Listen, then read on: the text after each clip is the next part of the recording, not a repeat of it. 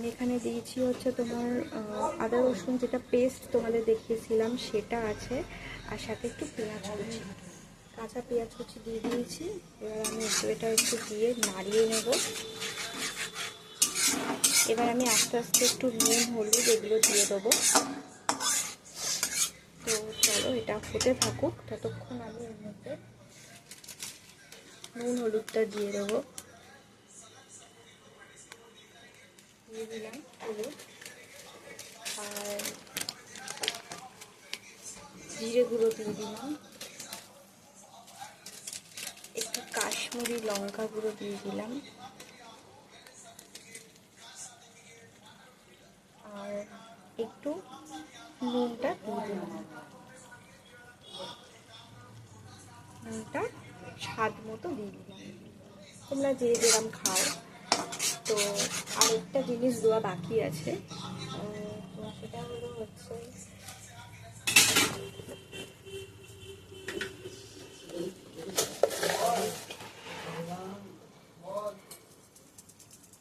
চিনিটা দিয়ে দিলাম,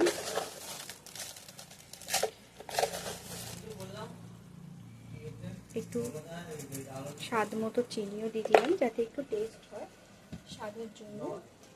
তো হয়ে গেল আমার। এবার আমি মশলাটা ভালো করে কষে নেব যতক্ষণ আমার মশলাটা থেকে তেল ছাড়ছে। তো চলো ততক্ষণ মশলাটা হতে থাকুক, তারপর আবার আসছি। দেখো এটা তো কষা হচ্ছে, তো হালকা করে আমি একটু স্বাদের জন্য একটু ধনেপাতাও দিয়ে দিলাম যাতে একটু টেস্টটা সুন্দর হয়। তারপর আবার একটু কষিয়ে নেবো আমি রান্নাটাকে ভালো করে। তারপর কষিয়ে নিয়ে আমি এটাকে দেখো কষানো তো অলরেডি আমার হয়ে গেছে, তেল ছাড়তে অলরেডি শুরু করে দিয়েছে। তো এবার আমি আর কষাবো না, এবার বেশি কষালে তখন পুড়ে যাবে, তার জন্য আমি কষানো হয়ে গেছে। তো আমি এবার এটাকে এবার একটু কষানো তো হয়ে গেছে, যাতে ধরে না যায় একটু হালকা করে একটু জল ঢেলে দিলাম। জলটা ঢেলে দিলাম।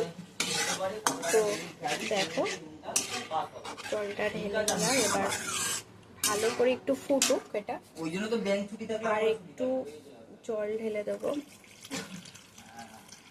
এটা আস্তে আস্তে পরে এটা কষা হয়ে যাবে, জলটা কমে আসলে তখন এটা আস্তে আস্তে হয়ে যাবে, ততক্ষণ এটা ফুটুক ঝোলটা। তো তারপর আবার আসছি। তো দেখো ঝোলটা অলরেডি ফুটতে শুরু করে দিয়েছে, এবার দেখো। তো চলো এবার আমি একটু এখানে